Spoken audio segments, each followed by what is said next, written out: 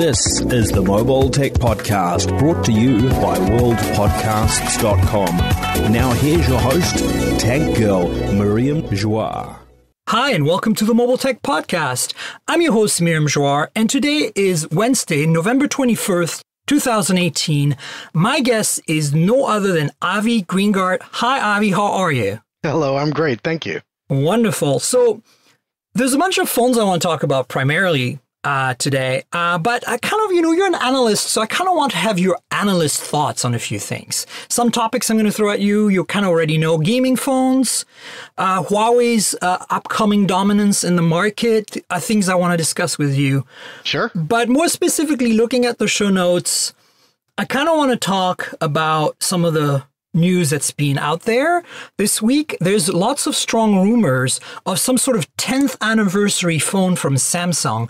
10th anniversary of the Galaxy S, which is their first significant Android phone, that would be kind of baller crazy. Like 6 cameras, 5G, 6.7-inch display.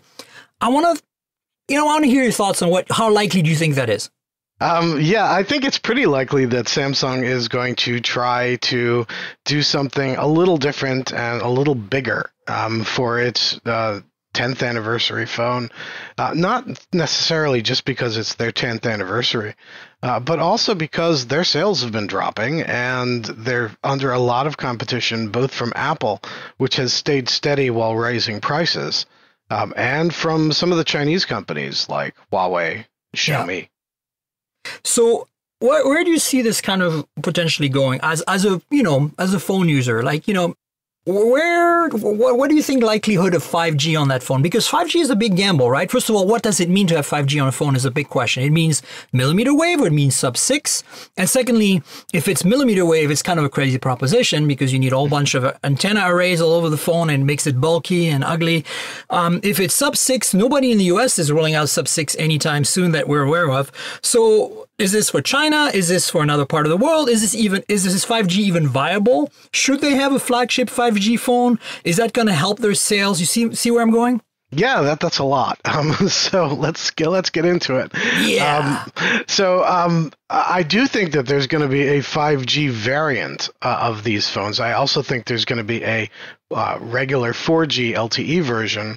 And what we are going to see is at least the first round of 5G phones are going to be very specific, not just for geography, not just there'll be one for China and there'll be one for Europe, but there'll also be very distinct ones for different carriers in the United States. So these will all, instead of today where you can buy phones that will work across multiple carriers and across multiple geographies, the very first phones that work on 5G will be tuned for very specific 5G networks. And are we going back in time then? Is that you know what I'm saying, right? Do you remember 4G? Thunderbolt only worked on Verizon, etc. I do, and Sprint had its own technology. Never mind frequency bands. Oh my God, WiMAX! I remember those days. That was a mess. It took a few years to stabilize, but hey. Yeah, and I think it's going to take at least a year, possibly 2 or 3, before it fully stabilizes this time around as well. But what you're going to get, even on those phones that, let's say you get one that does millimeter, and that's tuned for Verizon. So it's going to work on Verizon's spectrum. It's going to work on Verizon's 5G network, which, as far as I could tell, will probably just work in a shoebox.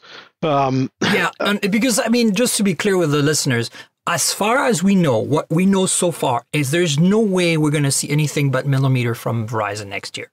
And it will be, as Avi just said, literally if your line of sight of the tower, aka the picocell, it's going to have to be picocells. I don't see them doing towers on this because it doesn't penetrate indoors. So I can see this happening in malls, airports, something like that, right?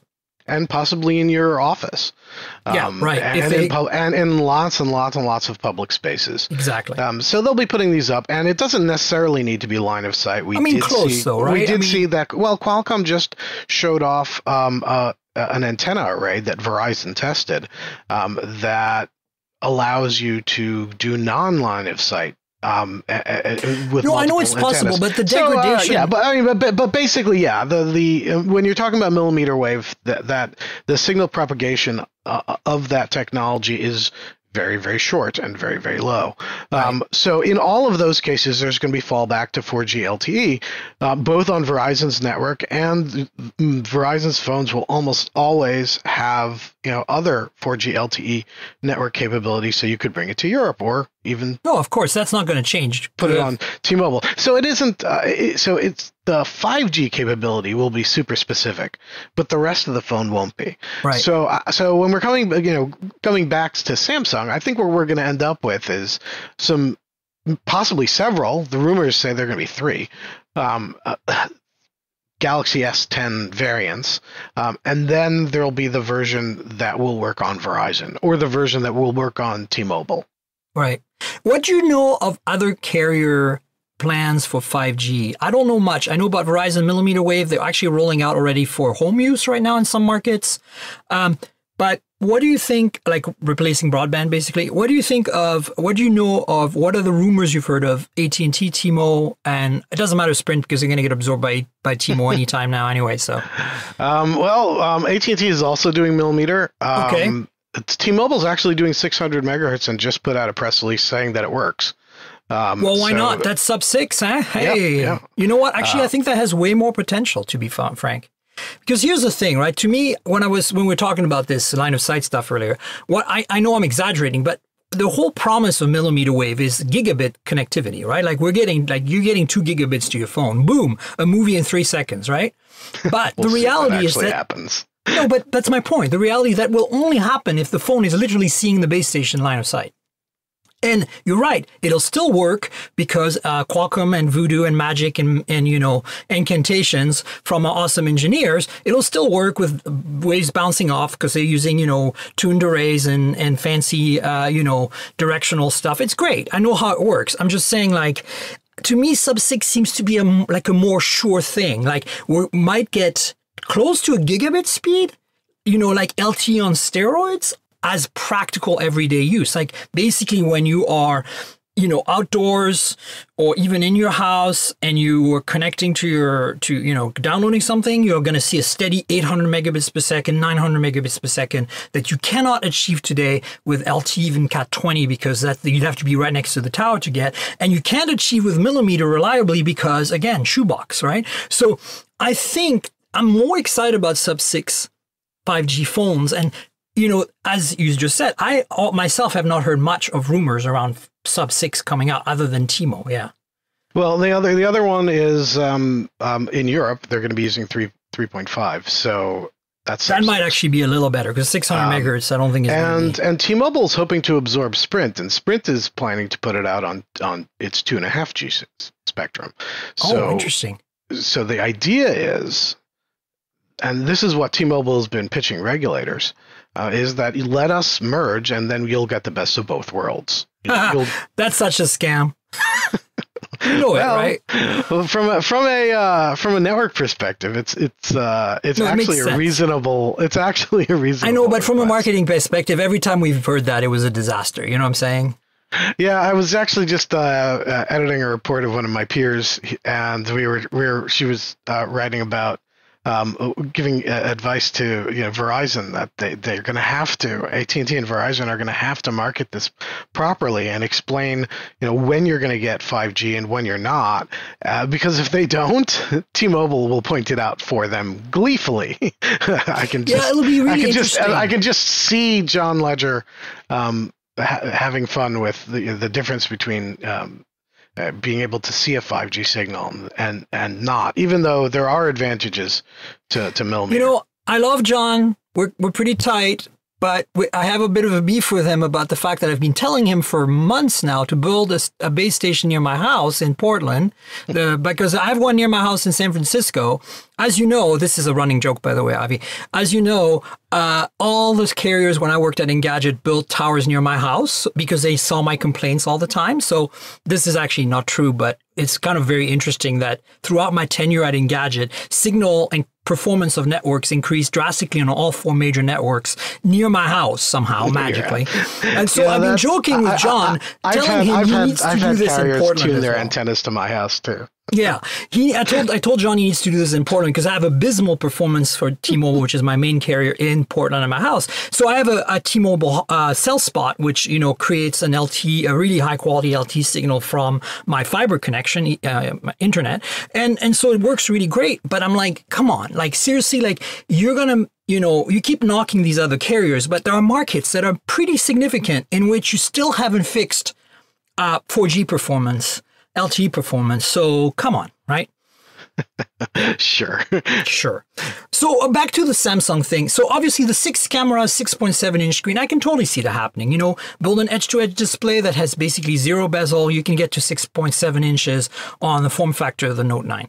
And 6 cameras, wow, whatever. I mean, it's 2 in the front, 3 in the front, 3 in the back, whatever. Like, that's not a problem. That's going to happen. No big deal. I mean, the Galaxy A9 has 4 cameras in the back and 1 in the front already.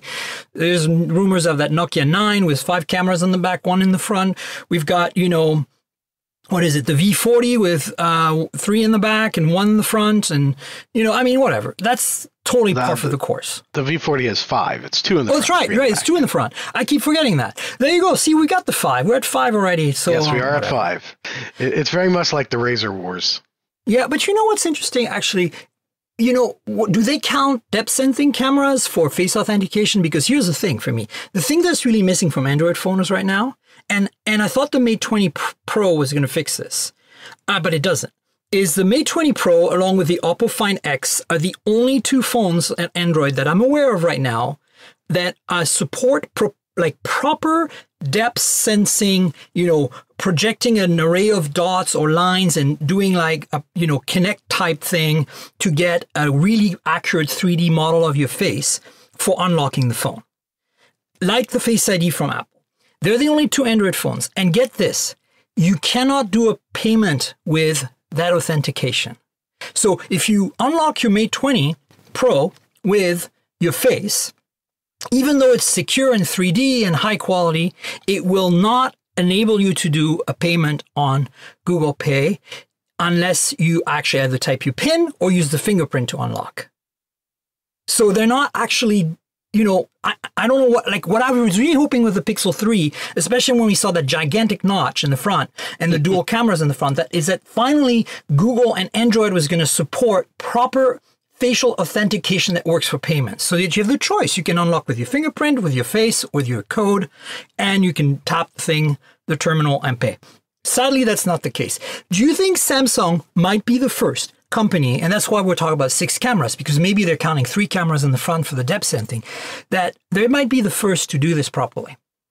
They could be. I mean, but you have to keep in mind that when Apple launches new products with new capabilities like Face ID, it seems like, they introduced it and now it's here.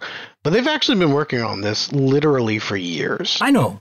And so when rivals want to compete and want to offer the same thing, it's going to take them years to build it too.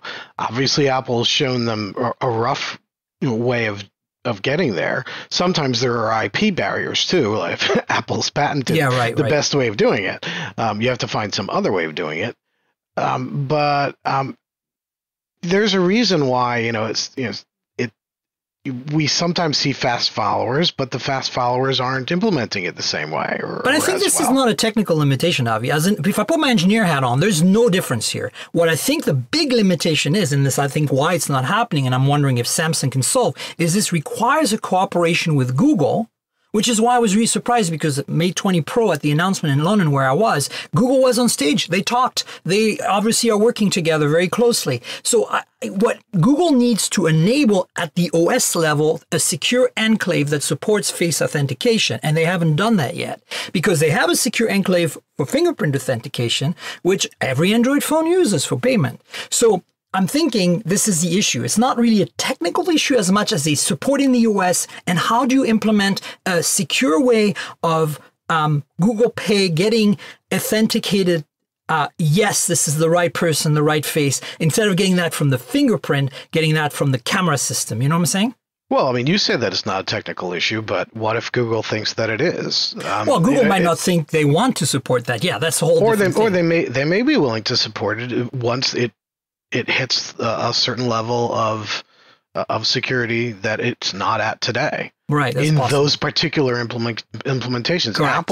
Apple thinks that its version is secure enough for payment.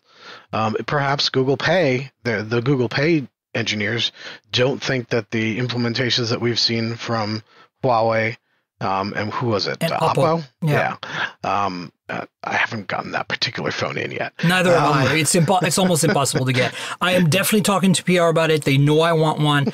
And they have basically told me, we love you, Miriam, but we don't have enough to go around, number one. Number two, we want to give you a global model. And those are even harder to come by because we want to give you Google Play services. And I'm like, I respect that very much. Thank you. Yeah, we'll see what happens. Most of the reviews, by the way, you see out there, the Oppo Find X today are not the global version. They're the Chinese version. Yep. So moving on, I mean, it's a good discussion. I think I absolutely agree that we're going to see a 10 Android 3 phone. I think it's going to be pretty amazing. I mean, this is Samsung. They have to do something to get their sales up and their mind share up again. Right now, I mean, everybody kind of loves Samsung. I think globally, the media, everybody feels pretty warm and fuzzy about them, but not in this excited, wow, we really are looking forward to the next thing way. More like, evolution, iteration. Well, you know what it was? It was that Samsung was actually well out ahead of most of these design trends. And we got all excited when Infinity displays hit 3 years ago, and everyone was complaining that Apple's phones all look the same. And when Apple launched the iPhone 10, that was a sea change in what iPhones looked like. Finally, fine. But then you looked at the Samsung Galaxy phones, and they already had a modern design. But given that it had been out for a year or two, and now it's a year or two later, we're starting to think that some of these other designs from other companies look fresher. And consumers are hanging onto their phones a lot longer. And when they do that, they don't feel the need to upgrade unless it's something feels like a major upgrade or their phone dies.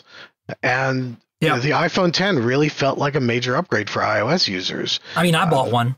The latest Galaxy S phone did not feel like a major upgrade from previous versions. So Samsung knows that it has to make a major upgrade, and not just the folding flexible phone, which even Samsung isn't sure is going to sell, at least in its first iteration.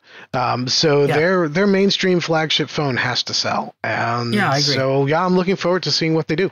Me too, because I totally agree. So many people have talked with their Galaxy S8 Plus, because they're like, you know what? Sure, the S9 is a better phone by all measurable means, but it's not enough of a better phone for me to really give it up. And if you put them side by side, you'll see why. I mean, they're almost identical looking. As you said, I think design has a lot to do with it. And Apple certainly redefined what that means, considering how many Android phones have notches now. And some of them really ugly notches. Hello, Google. This is true. Oh, man. I still can't get over it, even though I have one in my pocket as my daily driver. I mean, it's just like, wow, seriously. But speaking of interesting form factors, I'm going to skip a little ahead here in the notes. But I want to talk about gaming phones a little bit. You mentioned, while we were talking, the Razer phone, and I mentioned the ROG phone. The reason I mentioned the ROG phone, I just received one to review. I just unboxed it. I'll put a link to the video in the show notes. Check it out. That box is crazy. Like, I love how gaming stuff is always so over the top. I worked in video games as a developer for many years, and I can relate, and I kind of like it. But that ROG phone, what I love about it is that it looks really different and unique, but it still doesn't look too much of a gaming phone. Like, you could see yourself rocking that as a high-end flagship every day. Whereas to me, the Razer really feels like boxy, masculine, like really like intended to be a gaming phone.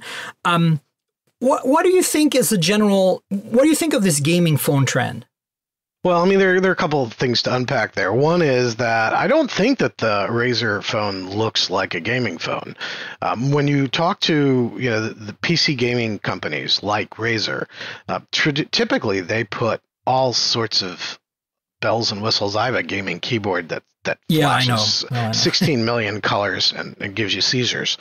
And whenever I talk to the folks at Alienware or whomever, and I say, why are your cases so garish? The answer we get back is teenagers. I don't even know that it's the teenagers who are buying this. I think this is the aesthetic that is expected in this category. And I've been told that every time they've tried a more sedate version, it doesn't sell. Right. And there are gaming phones out there that are, even more dramatic, although the you can change the color of the logo on the new Razer phone. I think that it's an interesting trend. The idea is sound from a marketing perspective that this is a mature category. When you have a mature category, you start segmenting the market and finding places where you can find margin or unique use cases. And that hasn't really happened with phones yet. And so it makes a lot of sense to experiment. The most successful experiment that I've seen so far, and this is not based on sales figures yet because they haven't released them, but Honor's Play that was just launched at I have one. It's a great little phone. Yeah, it's a great little phone. I have one too. It's a phone that is being marketed to gamers, but it doesn't look like a gaming. It doesn't look like a gaming phone, but more importantly, they didn't have to do anything crazy to it to make it a gaming phone. Therefore, they could hit a lower price point. Therefore, it has a bigger chance of success than some of these high-end gaming phones with 120 hertz refresh displays, like the Razer. My understanding is that that first Razer phone sold tens of thousands of units. And on the one hand, if this was a Kickstarter, hey, you did really well. If this is a product competing against Xiaomi, Samsung, or Apple, but Avi, it's a drop in the bucket. How many laptops do you think Razer sells every year? Do you have numbers on that? Because you're an analyst. No, I don't. I don't actually track that. That's but it can't be much more than tens of thousands. I don't see them sending maybe 100,000 laptops. But the thing is that, right, and so that's why they're comfortable with these numbers, and they're actually following it up with a second phone. The question is, okay, but what are the profit margins? Because if you can make a 25% profit margin on a high-end gaming laptop, then you're in business. And it's not clear to me that you can hit the same margins on a gaming phone sold in such low volumes. We'll see. We'll see how they do. The most intriguing part about the Razer Phone 2, the second version, to me, is that AT&T is going to be picking it up, and they're going to offer it. And that means that people who didn't know that this product existed will possibly see it for the first time on shelves in the place where U.S. consumers buy, because U.S. consumers really generally don't buy. I know. I just don't understand it. Unlocked. It just drives me crazy. It's like how, seriously, Amazon. Just go to Amazon and buy a phone, okay? Don't go to the carrier and buy a phone. So you're gonna is that a good segue for OnePlus? Yeah, let's go there in a second. I just want to make a few comments about the gaming stuff. Oh yeah, sure. The reason I brought up the kind of more masculine, boxy looking, I personally like the Razer phone the way it looks. I just if I show people the ROG phone next to the Razer phone, they really love the ROG phone because they can see themselves, no matter what their demographic is, still using it as a phone. Whereas a lot of people are like, it's too big, the Razer, it's too boxy. There's not enough screen to body ratio, right? Or rather, there's a lot of bezel. Whereas you'll see, if you ever look at a ROG phone, look at my unboxing, that thing looks like a gaming phone, but doesn't look completely outrageous. And it about the same form factor as like a Pixel 3 XL. Most importantly, what I think is significant about the ROG Phone, even though it's not going to be in AT&T phones on AT&T stores, which, by the way, I think is even more significant than anything that we discussed about gaming phones, because, as you said, carrier stores drive the market. But the ROG Phone, to me, can be a loss leader in a way. It can be the Halo phone because it's got a hand-picked Snapdragon 845. They only pick the best tiers that are benchmarked on the bench. Only right? the best silicon The best. for you. And the thing has 512 gigs of storage. So the point I'm making, though, is it's not a cheap phone, but it's beautifully made. And it's made by ASUS. ROG is ASUS, Republic of Gamers. So that means that it's a loss leader for them. ASUS sells tons of laptops and phones in Asia all the time. They're like one of the biggest brands in like Taiwan, and they're kind of replacing HTC there a little bit. And the point is that they can afford to not necessarily sell a lot of those. And so I like that because I like the nichification, I guess, of smartphone markets. I like the idea that as the smartphone becomes a commodity, we get to have special phones. Phones like the BlackBerry Key 2, which has a keyboard. Phones like, gaming phones, etc. But I do agree with you that there's also something to be said about the Honor Play, which is basically cheaper and achieves its gaming chops by having a really high quality display, processor, and speakers, and then kind of tones down everything else to keep the cost affordable. But it's also made by Honor, which is Huawei brand, and Huawei has so much money and so many models that they don't care if they don't sell any Honor Plays, right? Pretty much. But I think they actually will sell Honor Plays. Oh, and that's my point. They don't care, but they will. So I think it's an interesting market, and I'm kind of honestly excited to use. I'm going to purely use the ROG phone as a daily driver phone too, because I want to see how much difference does it make to have the best components in a really expensive phone compared to, say, a OnePlus 6T or a Galaxy S9 or a Pixel 3 XL. And that's my segue, my friend. Okay. Yes. So purple OnePlus 6T was announced last week. It's official. I received one while I was in Taiwan. I was in Taiwan last week for MediaTek. They showed us around their campus, and interesting stuff. You check out last week's podcast about that. And so I just reviewed it. It's about to be published on geekspin.co. I write for Geekspin. Do you know Elena? Yeah. Yeah, Elena used to be the editor-in-chief of Chip Chick, and she now is the editor-in-chief of Geekspin. And so I write for her from time to time. And expect my review. I'll give you a preview. I'm sure by the time you get this podcast in your podcast app, listeners, the review will be published. But my takeaway is this: is amazing phone for the money. You cannot go wrong by this thing. It's super fast. Definitely, if you want speed, this is the phone. But honestly, right now, Black Friday, you can get a OnePlus 6 for $429, $100 off on the base model, 6 gigabyte, 64 gigs of storage. And I don't know if you want to bother going with a OnePlus 6T when you can get the 6 for that kind of money, because performance-wise, they're identical. All of the improvements in the camera are getting backdated to the 6 because they have identical camera modules. And the only thing you lose from going to a OnePlus 6 in the case of the entry-level model is storage and RAM. 6 gig and 64 versus up to 8 gig and 256 on the 6T. But you can also get a 6 with those numbers. So, and then, of course, battery. 3,700 on the 6T versus 3,300 on the 6. But honestly, the 6 was a really solid one-day battery life type proposition. So the 6T will hold you over a little longer. But then there are drawbacks. The 6 also has a headphone jack. There are drawbacks to the 6T. No headphone jack, no notification LED. And frankly, as much as the in-display fingerprint sensor is kind of wow and kind of, oh my God, it is kind of finicky. It's slower.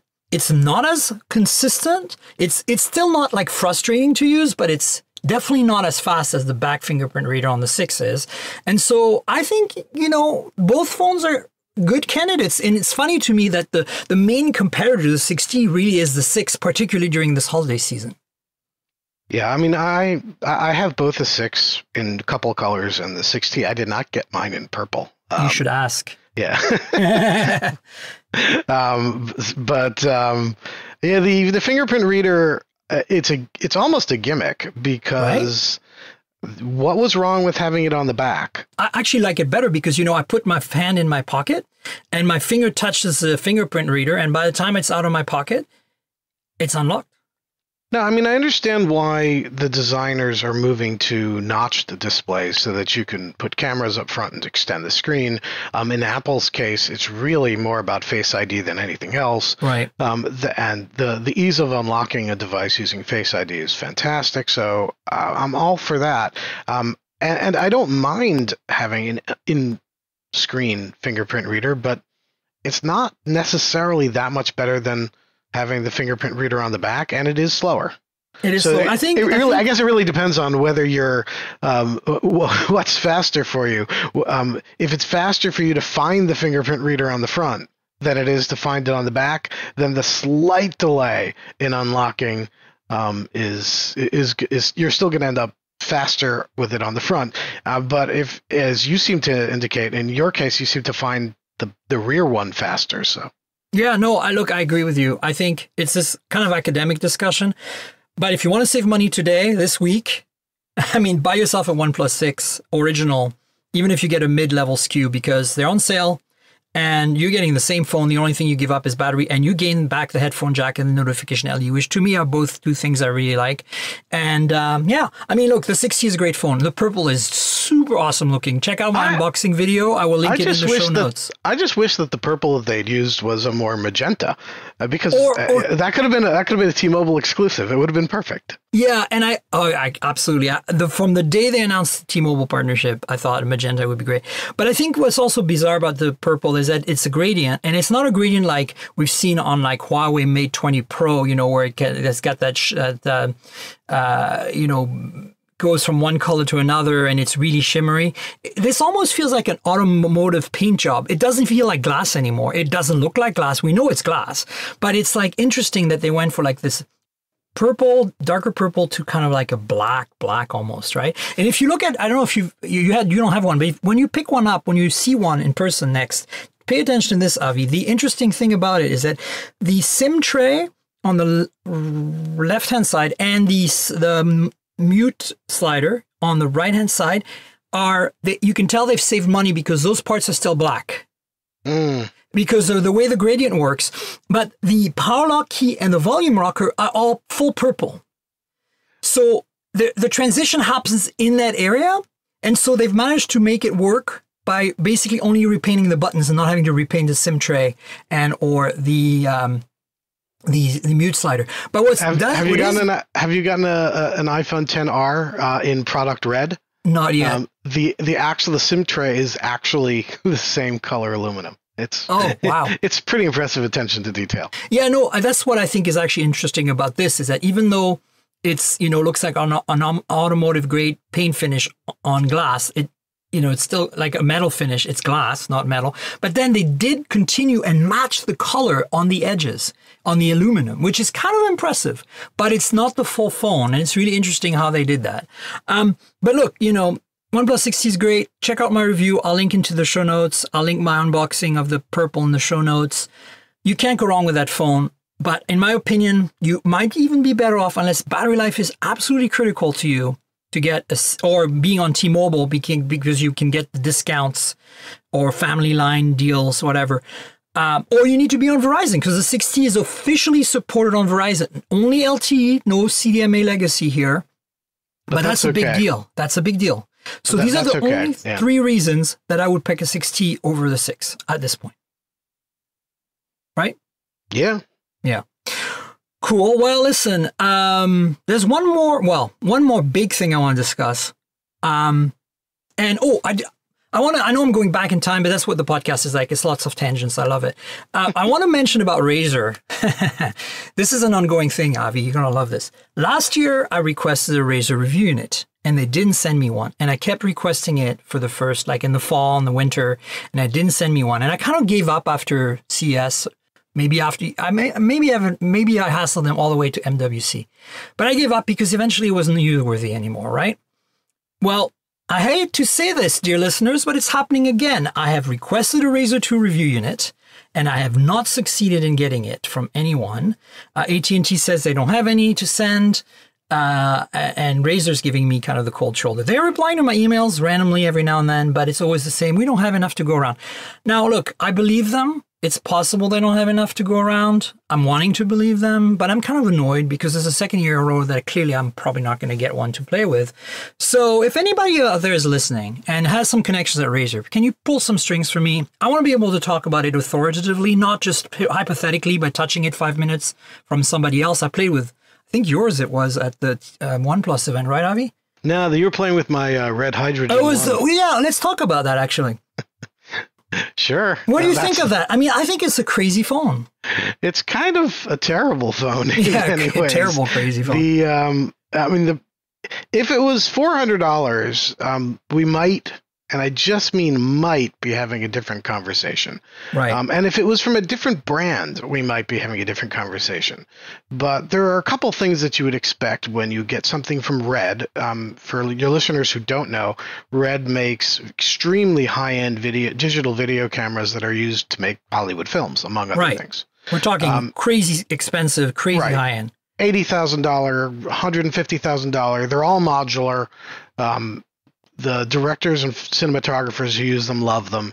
And there is a bit of a cult following around this brand. When they said they were going to do a phone, particularly one with pogo pins, kind of like a Moto Mod, where you would theoretically be able to add on a even higher end camera module and or use it as a display for your Red cinematography rig, people were really excited about it. And rightfully so, honestly. Yeah, of course, none of that actually happened. So that's the problem. So the phone that we have doesn't have any add-ons, and you would really have to be crazy to buy a phone today, hoping that at some point a modular accessory shows up for it. When we've seen that even the phones that have done modular accessories, like Motorola and Essential, have not really shaken up the world all that much. Not to mention Snapdragon 835. Right. It's using an older processor, which is fine, except, again, it's $1,300. But look, it's fine now. But if we have this conversation in a month, when who knows what Qualcomm will announce next, that might not be fine anymore. Yeah. But the bigger issue for me is that the whole reason to get this phone is for the display. And there was a lot of secrecy around the display. It's a Leia holographic display, but in the end, it's not basically an holograms. Evo 3D. It's a little bit better than an Evo 3D. I actually pulled my Evo 3D out of storage, but it's not that much better than an Evo 3D. That's what I'm saying. It's like, actually, in fact, a lot of people are complaining that in just everyday displaying of things, like when you want to try to be productive on your phone, it doesn't even come close to rivaling like Pixel 3 XL or Galaxy S9 or iPhone X. No, there's a lot of light leakage from the 3D-ness that's hiding behind the main screen. Right. And so the pixel structure, even on a regular 2D mode, which is what you're going to use the phone in most of the time, is not as good. The display is not great. It's not great in 2D mode, and it's really not great in 3D mode. The one thing that I will say for it is the first time I show it to people, and only the first time, but the first time I show it to people, there's this collective gasp. It's like, wow. I mean, it's beautifully manufactured, right? It's up to Red standards. Yeah, and that's the other thing is that this phone is gigantic. You can kill someone with this phone.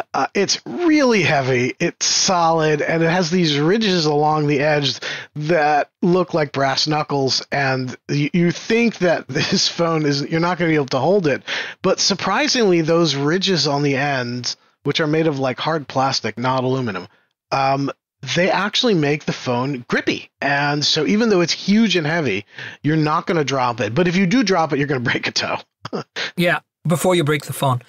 Yeah, look, I don't know. I everything you said, basically, I second it. I don't have one. You have one, so you even have a better perspective. I don't know. I can't digest the price. I can't digest the specs. And 3D, I thought I was expecting something else. You know, they kept talking about holograms, and that's not what we're getting. We're getting an Evo 3D Plus, like in terms of what it can capture and reproduce. And nobody gives an F about that. Frankly, I don't think the consumers care. I don't think even the cinematographers care right now. You know, I don't know what they were thinking. Well, the bigger question is, what was AT&T and Verizon thinking? Oh my God. And when did they sign on to offer this phone? Because there are all kinds of phones they could offer that I'd like to see them offer. Well, the carriers have a track record for being idiots, so I'm not too surprised, frankly. I mean, I don't know who does their product analysis over there, but they're insane. Well, some of look, if you ask AT&T, why do you offer phones that, I can tell you in advance, and I do, are not going to go mainstream or even necessarily sell at all. And sometimes the response is we simply want to offer our clients variety. And there is again, if you put yourself in the shoes of an AT&T or a Verizon or T-Mobile, at a certain point, you're only selling Apple and Samsung phones. Yeah. That's a problem for you. That is a problem. Your supplier base is very, very limited. But here's what I'm going to say. Apple and Samsung can do whatever they want. Yeah, but here's what I'm going to say, Avi. Why didn't anybody pick up OnePlus before now? And why is it only T-Mobile? Anybody with a brain by this time would have said, OnePlus, we need to get OnePlus. OnePlus is our third player here.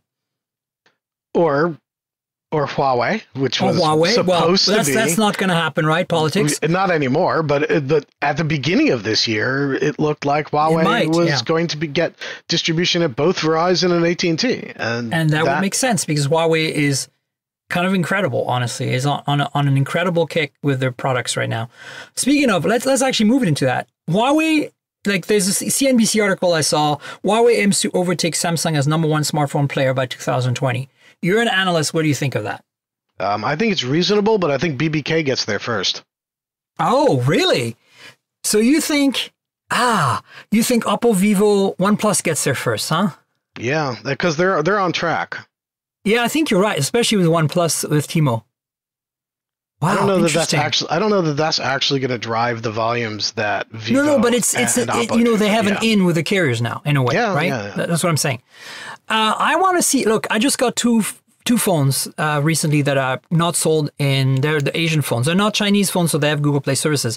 I got an Oppo A3, which is a MediaTek-based phone that the folks at MediaTek said, "Here, try this. Try our kind of flagship chip right now."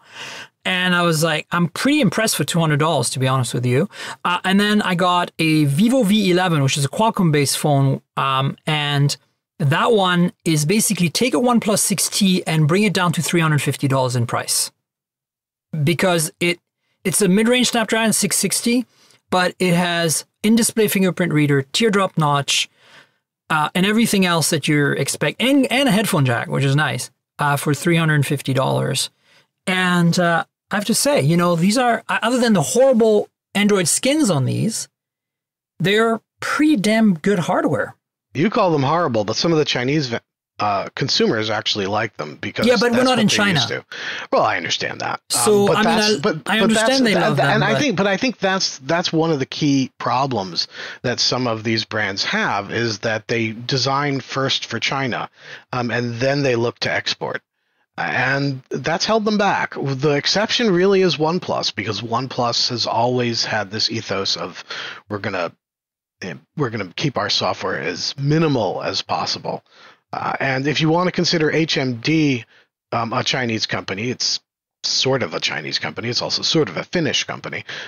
They also have prioritized keeping the software as simple as possible. And in their case, they just go with Google stock. With, Google One. Android One is what Nokia is doing. So just HMD is Nokia, in case you don't know.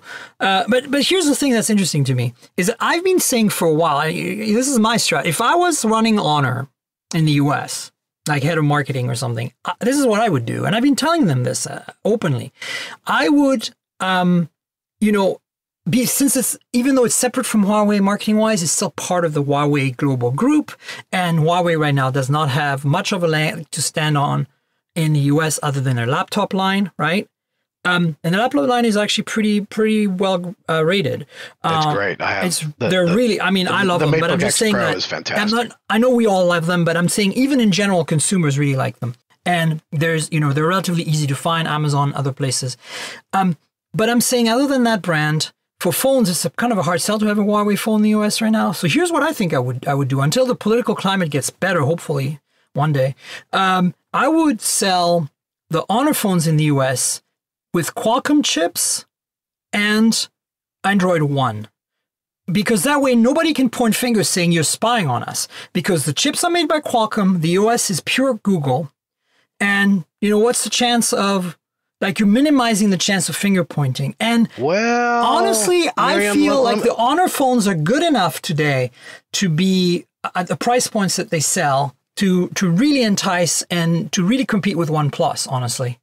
but you've just described ZTE, and ZTE still gets politicians. I don't know of any phones from ZTE that's Android One. I don't know of any phones from ZTE that there's an Android Go. No, I'm not talking about Android Go. I'm talking about Android One. Think of Nokia here. I'm talking higher end, mid range. I'm talking about something that compete with OnePlus 6T. That's what I'm talking about. I understand that, but even ZTE's non-Android Go phones were pretty close to Android One. They were fairly close to stock Android to begin with. They were running Qualcomm chips, and they got caught in the whole ZTE Huawei issue. That's true. That said, I've made a very similar recommendation in a report I wrote, I don't know, 6 months ago, a year ago, where as soon as the political will to allow Huawei to have any sort of traction in the U.S. came down, I wrote a report about how what Huawei ought to be doing is, first of all, use the Honor brand, not Huawei. Exactly, that's what I'm saying. Because as simple a switch as that could be meaningful, but also to separate out its hardware, its consumer hardware, from its infrastructure business. Of course. And if it does that, you're a different company. And now I would even say enlist that on a Western stock exchange in New York or in London. And now you're a different company, and you can still benefit from some of the same economies of scale. Absolutely. And on the back end, one of the reasons they haven't done this is because when Huawei goes into a country and sells them infrastructure, whether it's 4G infrastructure or 5G infrastructure, they will also package a deal with the carriers that if you sell these Huawei phones, you get a big package discount. So Huawei is pretty good about leveraging its infrastructure and its consumer products business together outside the U.S. But inside the U.S., infrastructure is a no-go and probably will never be a go. Exactly. And the consumer devices, especially the ones that are based on Windows or based on Android, ought to be able to compete with everyone else. But at the moment, they're not. Absolutely. No, I agree with you. I think I really think Honor has got some thinking to do. And every time I meet their folks, they're just too close to China. I meet their head of marketing and, they don't have that perspective. And I'm like, you need to hire some Americans here. Like, I don't care. And I know that's a tough sell for big Chinese companies, but yeah. And right now they're focused on Europe because they're actually getting traction there. Right. So. They're doing really well in Europe. Absolutely. But look, OnePlus did well. They hired, a person in marketing that is an American, but is really well connected and knows Chinese and all that. And it worked for them. Right. Yep. So there you go. Switching topics a bit before we run out of time. I want to talk about the Palm phone. Because I just got one. My unboxing video is live. It's going to be in the show notes below. So you're going to see 3 unboxing videos down there. Check them out.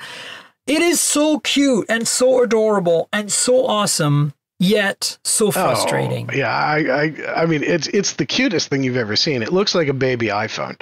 It is gorgeously cute. I hesitated writing about it until I actually got a chance to use it for a couple of weeks. And what's your take? Until you do, my take on it is that it's an extremely attractive idea, but the execution is really lacking. Yeah, I think their marketing execution is in some ways great, in some ways horrible. And the horrible part is the whole tie-in with Verizon companion device aspect. Well, it doesn't work as a primary phone. It doesn't work as a primary phone, and I'm going to get to that in a second. But it should, and it could, if only they made the right changes. And this whole idea of a companion device is completely flawed, in my opinion. Well... And this is from somebody who likes smartwatches and has worked for a smartwatch company. Yeah, I mean, the smartwatch comparison is extremely apt because the use case that Palm and Verizon are pitching for the Palm phone are basically the same things that you can get out of a good smartwatch. Correct. The problem is we don't necessarily fully have good smartwatches when it comes to all the apps that people want to use, but we're pretty close on with Apple. We're pretty far still with the other platforms. Samsung is probably closest, but But the idea that we shouldn't always be connected, that's an extremely compelling idea. Absolutely, but that's not the product for it. Yeah, I mean, the other approaches that we've seen, particularly in Europe, of getting a feature phone, even a high-end feature phone, and using that as your secondary phone and moving your SIM card over. Moving the SIM card over is something of a challenge, especially for U.S. consumers who don't know they have a SIM card to begin with. Idiots. But sorry, but I mean, my audience knows that what a SIM card is. Yeah, your audience does. Their parents don't. But the bigger challenge is that there's always some app you need that's not available on that feature phone, whether it's Uber or Lyft, because you need that, or in my case it's Google Voice, because I'm constantly switching phones, so Google Voice manages one number. Yep. So there's always going to be some app. So making it based on stock, not stock, but making it based on Android makes a lot of sense and solves a lot of problems. It, however, introduces a whole new set of problems, and that is that none of the apps are optimized for a teeny tiny display. The way that a good smartwatch app is designed for the use case. Mm-hmm. And so the only thing about it that has been designed for the size is the mode that turns everything off, which I find life mode, which I find fancy do not disturb mode. Yeah, and I find it actually defeats the purpose. It completely kills it, right? If you're carrying a small phone because you want to be notified in case of an emergency, you need that phone to ring during an emergency. I mean, I'm sorry, but my Pixel 3 XL has do not disturb on it. It works fantastically well, especially since I only let starred numbers go through. So and then the other thing that they actually did, I thought, a decent job on is the app user interface, where the launcher. It's the launcher, the carousel. Given how small, people don't realize it is tiny. I cannot read the status bar most of the time. Yeah, I'm too old to see the screen. Even with my reading glasses, I'm squinting, going like, "What does it say? Does it say I have a C? Does that say 4G up there? I don't know." I mean, the biggest problem that I actually had was that it defaults to the largest text size, and the largest text size is still way too small. I know, it's insane. And so it's adorable, and it kind of works, but it mostly doesn't work, and it's not a $50 or $100 accessory. It's a $350 accessory. It's insane. You can't use it as your only phone, even if you wanted to. Even if you're a masochist and you wanted to. I fall back to use your phone when you want to use it, and you're going to have to teach yourself not to have it on you during meal times, and you're going to have to teach yourself, I don't know, take a digital Sabbath or a real Sabbath if you're an Orthodox Jew, and turn your phone off for 25 hours a week. Exactly. So here's my quick take. If I drink the Kool-Aid of what Palm and Verizon are serving us, I see 3 flaws with this phone. The first flaw is that the battery life is insanely bad. Oh, yeah, I forgot. 800 milliamp hour battery. I'll give you an example, okay? I woke up today pretty late because I stay up late because I have clients in Asia that I talk to late at night. So I woke up at around 8:30 and I turned the phone on at that point. It is now in my hand and I have not touched it since I unlocked it this morning. And it's at 74%. Idling, doing absolutely nothing in my pocket, connected to a strong Wi-Fi signal in my home. So it's going to be dead in about 6 hours if I don't touch it. If I start using it, I have literally seen the battery meter fall as I was using it. Yeah, it will not last for a long hike. And I'm not asking it to last a day. I'm just saying for 800 milliamp hours, thankfully that can be charged really fast, but 800 milliamp hours is insane. So that's my number one flaw. My second flaw, if I drink the Kool-Aid, is the price. I don't care how you try to sell this, but it's $10 a month, right? In addition to your normal plan. Correct. And it's $350 up front, right? Right. No, it should be $10 a month and you get the phone for free, or it should be a little more a month and or a little less a month, like $5 a month, and you get it subsidized from Verizon. It's Verizon. I expect this to be subsidized, even though I hate subsidies. If I'm going to drink the Kool-Aid, you got to give me the Kool-Aid. I'm actually not that upset about the pricing because I mean, it's a beautiful phone. Like, it's glass sandwich, it's metal, it's beautiful. But I still feel the hardware it's not $350. You can buy Moto E for that kind of money, and it's better. That's true, but again, it's what problem are you solving? If it solved the problem that it intended to solve, it doesn't though. That's then the number 3. $350 for the phone and $10 a month would be fine. Battery life is bad, prices is too high, and my third thing is it doesn't really fulfill its mission. And I mean by that, it's hard to use and hard to read because it's so small. Most people are going to have a really hard time because most of the kind of people who have the money to buy this are not young people and are busy people who are willing to be drinking the Kool-Aid. And then, if I don't drink the Kool-Aid, if I just take this in a vacuum and look at it as a tiny, tiny phone, which, by the way, I just want to say, here's what's interesting. They sent me a Pixel 3 XL from Verizon review unit to go alongside this because, as you know, Verizon does some kind of weird server trickery where your main phone number kind of forwards to the smaller phone. And if you use the Verizon messaging app, which, by the way, is nobody would ever want to use that messaging app. It's a freaking nightmare. If you use that app on both phones, it'll kind of have a unified text messaging experience. Of course, that doesn't work with iPhones. Right. But okay. But I use Google Voice, and that solves the problem across iPhones too. Right, exactly. But here's the thing, right? Here's the thing. I just got it less than 24 hours ago, unboxed it yesterday morning around this time. I decided I have not touched the Pixel 3 XL. It's still sealed in its box, and I activated the Palm, and I'm using it as a standalone phone just for shits and giggles. And it's surprising to me how it doesn't need. I mean, clearly, it's at Verizon's level, it needs to be associated with another line, right?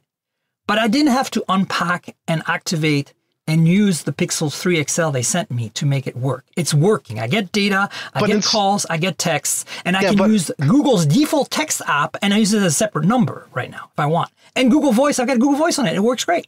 Yeah, but on the flip side, I almost wish that it did require the phone.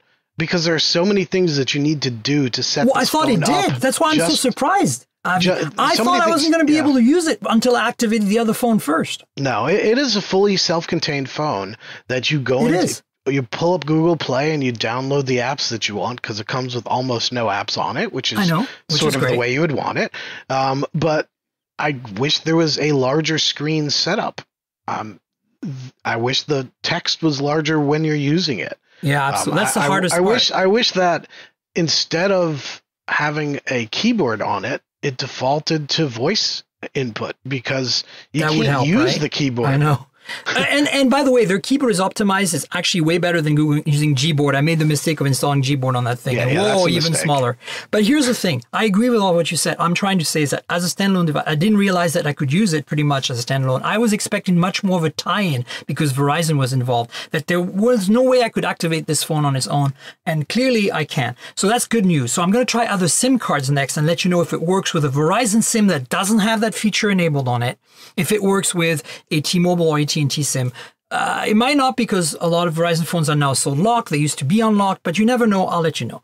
But here's what I've noticed. If I want to use a standalone phone, other than battery life and text size, the other things that are really making this phone impossible to actually use as a real phone, to me, is the lack of volume buttons. It does have volume settings in the tray, but you have to pull down the notification tray and get to the kind of quick settings to get to it. And to me, I touch those hardware volume buttons so much all the time on any device I use that I expect them to be there, and that's a big omission.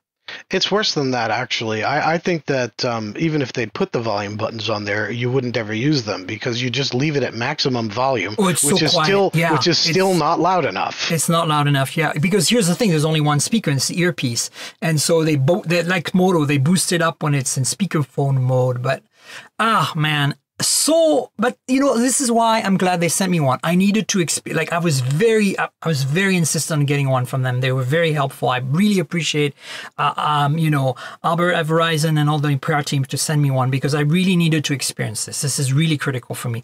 And honestly, I don't think it's I'm not disappointed. It's pretty much what I was expecting.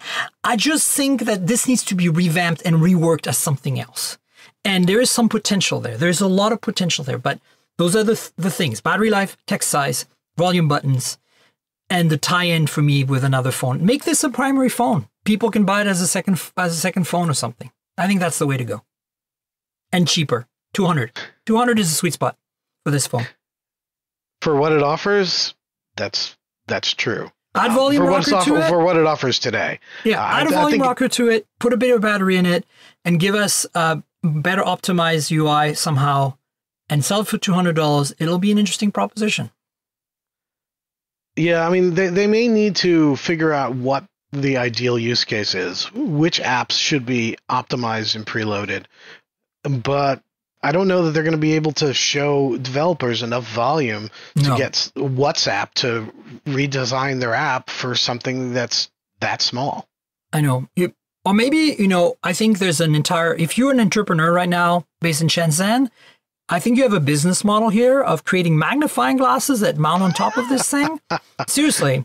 Can you remember those lenticular films that magnify when you put things on, they're just a sheet of plastic and you put them on top of something and they magnify it? That's right. I mean, but the idea of this phone is that it should be too small to use and get sucked into Instagram and Facebook. Yeah, but what's the point in making it a phone, okay? Like, if I can't install any Android app, I'm going to get frustrated. They kind of miss that. Yeah, but if you don't allow me to do that, then I'm going to miss the Facebook Messenger message. But it's a chicken and egg because you need the developers on board, right? You know this. That my friend Miriam sent me asking if I want to be on a podcast. So, there are pros and cons. No, I agree. I think that you're right. Optimizing apps would really help, but this is a chicken and egg thing. Nobody's going to do that until there's enough momentum, blah, blah, blah, right?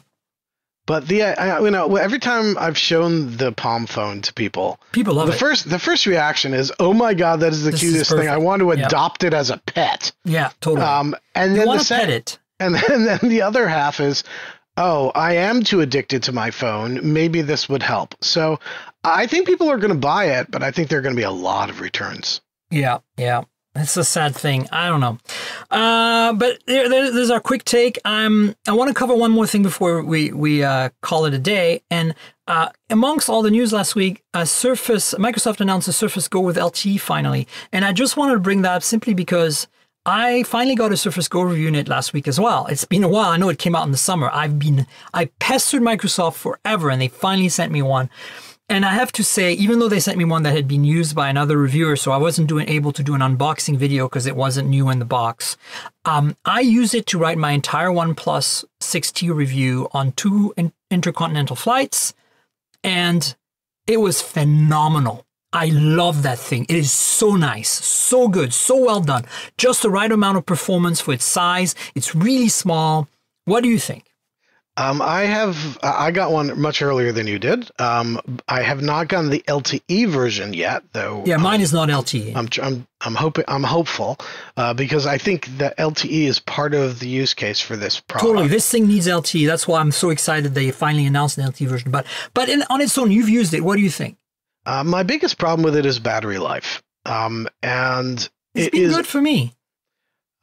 Well, then that's great because in my experience, I couldn't rely on it all day without plugging it in. And for a hyper portable product, look, the power cord isn't that big, so it's not the end of the world. No, better than that, Avi. You can plug this thing into a USB-C charger and it'll charge. You don't need their power brick. That's the best part. Unlike all the other Surface devices, the Go has USB Type-C that you can use charging for with a power delivery. I've used it with my MacBook charger and it's perfect. So as long as you're willing to spend more money than the base configuration, I really like the Surface Go. I think of it as a lower priced Surface, not as an iPad competitor. Absolutely. Because if you're looking at it at the $399 configuration and you don't get the keyboard cover, then you've just got a tiny tablet that's running Windows. And Windows is really, Windows has lots of amazing qualities, but tablet mode is not one of them. No. And it's not even Microsoft's fault as much as Microsoft's inability to get app developers to rewrite all their apps for a touch first paradigm. So it's not all that useful unless you're just using it for media consumption, and if you're just using it for media consumption, buy an iPad. Buy an iPad. So, Or a Fire tablet, even. And once you put on that keyboard, now you have a mini Surface laptop-y thing. Yeah. And that's kind of awesome, except the base configuration just doesn't have enough oomph. Doesn't have enough power, not enough. I agree. So once you start adding the keyboard cover and upping the configuration, you're starting at $500-$600. If you're looking for a super crazy portable Surface, then yes, then this is a great product. You'll be very happy with it. At that price point, you can get a larger full-size laptop, but it's not going to be this tiny. And in this case, unlike the Palm, tiny actually is kind of great. Works. Yeah, it works really well. It runs, regular Windows apps. You can put Quicken on there. You can put Word on there. You can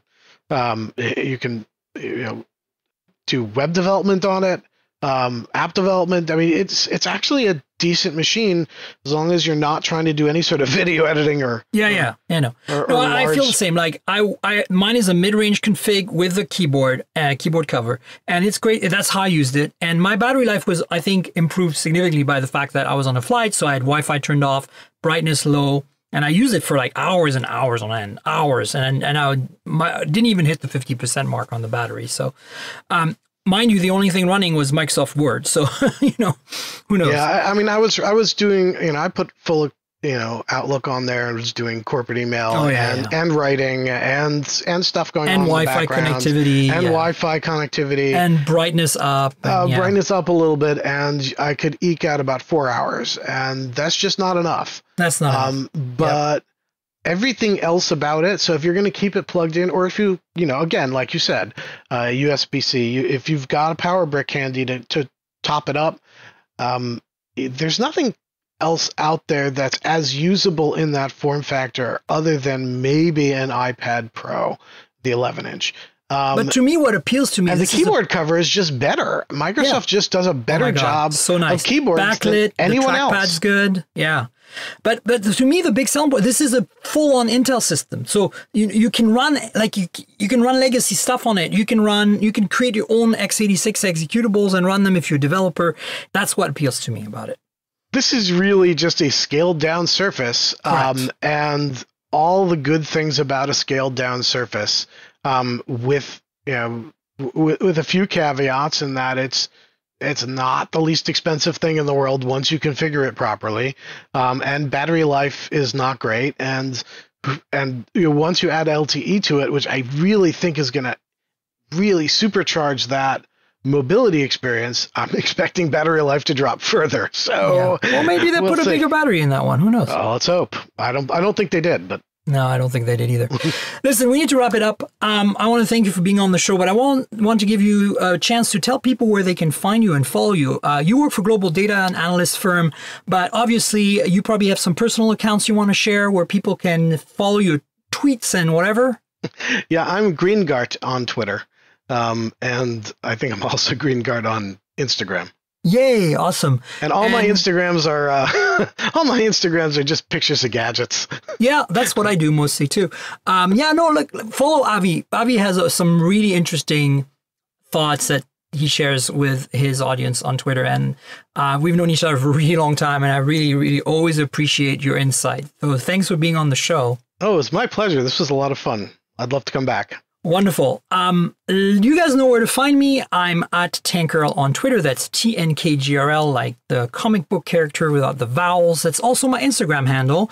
And you know that there is a companion YouTube channel to this podcast, youtube.com/Miriam Jouar. My full name spelled out Miriam with a Y. And you'll find some unboxing videos like the ones we mentioned earlier, some hands-on videos, some reviews sometimes, but really it's just to show you visually the things I talk about on the show. And then, of course, you should subscribe to the channel, like the videos, all that stuff, tell your friends. But most importantly, if you're just stumbling on this podcast and you're enjoying it, please subscribe to the podcast, mobiletechpodcast.com. And you can find us on all the platforms, Google Podcasts, Apple Podcasts, Stitcher, Slacker, TuneIn, Overcast, Pocket Cast, everywhere. Just Google or search for Mobile Tech Podcasts or go to mobiletechpodcast.com. I also want to thank our sponsor, Audible, really quick.